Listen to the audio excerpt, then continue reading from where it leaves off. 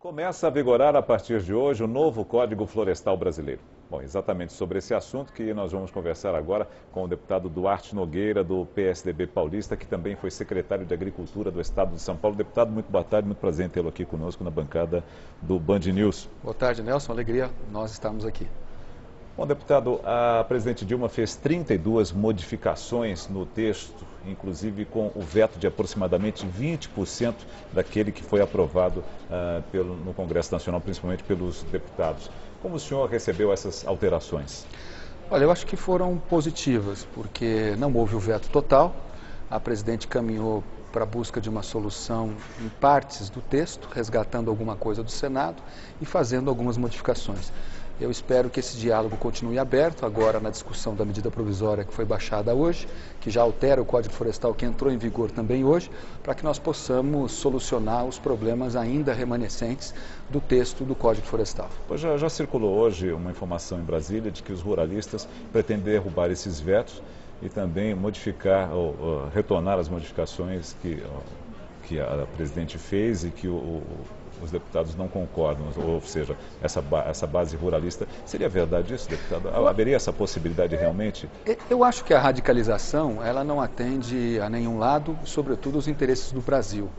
O Código Florestal é uma lei que tem que conciliar a produção e a preservação juntas. E eu sempre digo que a mão que produz também preserva. Então, ao invés da gente caminhar para o enfrentamento, nós temos que nos conscientizar que a grande parcela dos problemas foram solucionados com a atual vigência do Código Florestal publicada hoje, mesmo com alguns vetos e com as modificações feitas pela medida provisória. E nós precisamos pensar no interesse do país e agir com responsabilidade. Então, eu acho que a radicalização não atende os interesses do Brasil e nós temos que caminhar para um diálogo consensuado na busca das soluções dos problemas que ainda estão por serem resolvidos. Pois é, deputado Duarte Nogueira, as modificações e também os vetos que foram apresentados na sexta-feira pelo governo federal em Brasília, a ministra do Meio Ambiente deixou bem claro isso, que as alterações atingiam a todos, né? Principalmente aqueles que haviam desmatado, ou seja, não haveria perdão. E muito se falou também de que a forma como foram feitas as alterações poderiam trazer prejuízo à produção. O senhor acredita que essa falta de perdão e a produção correm juntas ou nada tem a ver com uma com a outra? Eu concordo que não deve haver perdão para aqueles que desmataram ilegalmente. Mas também concordo que não deva haver prejuízo nem punição para aqueles que abriram as áreas à luz da lei que estava em vigor na linha do tempo. E aí nós temos que considerar a necessidade de consolidação de áreas de produção. Aí é a primeira convergência. Exatamente. Então, eu acho que foi muito salutar garantir a tranquilidade dos pequenos proprietários, até 10 módulos, e exigir a recuperação das áreas nas beiras dos rios de uma metragem menor, caminhando para uma metragem maior, conforme o tamanho da propriedade, com justiça aos pequenos proprietários, mas você não pode também só manter a regra de 30 metros acima de tudo isso, porque você tem áreas que já estão em produção no país há muito tempo e que vão estar, nesse caso, sendo obrigadas a retirarem as suas atividades produtivas para, com isso, comprometer, inclusive, o abastecimento e a produção de alimentos. Então, é nessas áreas que nós temos que nos concentrar, que são áreas que foram abertas, repito, à luz da lei, mas antes das modificações que foram feitas depois, na linha do tempo, pelas leis do Código Florestal ou leis ambientais. Sim, mas por essas alterações apresentadas pela presidente e também essas modificações, elas determinam que esses agricultores terão que reflorestar, terão que manter as APPs de origem de acordo com o tamanho dos rios, não? Por isso que tem o diálogo no Congresso. A medida provisória tem 120 dias para ser analisada e nós temos certeza de que vai haver bom senso para que a gente encontre, junto com os representantes do governo e do próprio Congresso e os técnicos e os produtores, a solução da estabilidade jurídica que é necessária para que não haja prejuízo na produção e, ao mesmo tempo, nós demos exemplos na linha da preservação, não só do que foi feito no texto, mas para gerações futuras no que diz respeito à sustentabilidade, ou seja, garantir o usufruto dos recursos naturais para o desenvolvimento da geração atual, mas garantir a presença desses recursos naturais, que eles sejam preservados para gerações futuras. E essa é a sustentabilidade que nós temos que garantir no texto. E numa outra ponta, a lei boa é aquela lei que pode ser aplicada.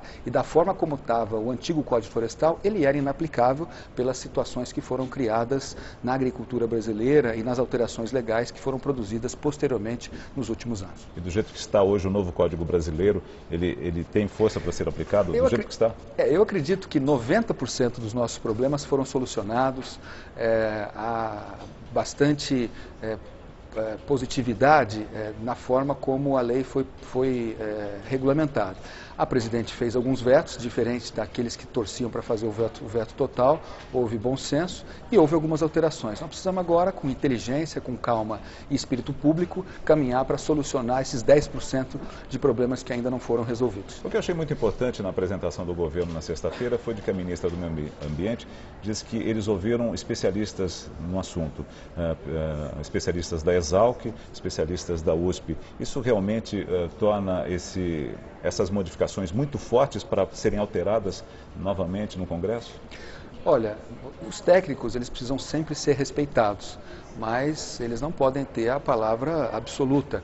Nós temos que usar a técnica, mais o interesse público e, ao mesmo tempo, o equilíbrio do binômio de produção e preservação para atender o interesse do país. O Brasil continua e continuará tendo uma das melhores leis de segurança ambiental do planeta. Nós somos o único país do mundo que tem esses dois institutos, que é a Reserva Legal e a Área de Preservação Permanente, nas nossas leis para serem cumpridas. Agora, o que nós não podemos é criar amarras e, de uma certa maneira, obrigações que sejam inviáveis do ponto de vista do atendimento dos produtores, independente do seu tamanho.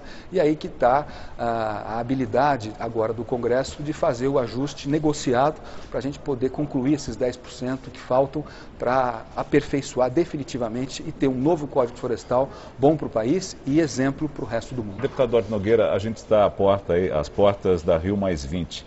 Esse novo Código Florestal brasileiro será um grande painel a ser apresentado nessa Rio+20? Há essa possibilidade? Ah, sim. Inclusive no dia 18, nas datas que coincidem ou antecedem a realização da Rio+20, vai haver um painel sobre sustentabilidade na produção agrícola, que inclusive nós vamos participar, e que tem como escopo mostrar que nós podemos, como brasileiros, ser campeões em duas coisas importantes: na produção de alimentos, para abastecer o mercado interno e o resto do mundo, e também na preservação dos recursos naturais. O Brasil continua tendo mais de 60% do seu território intocado na forma de florestas.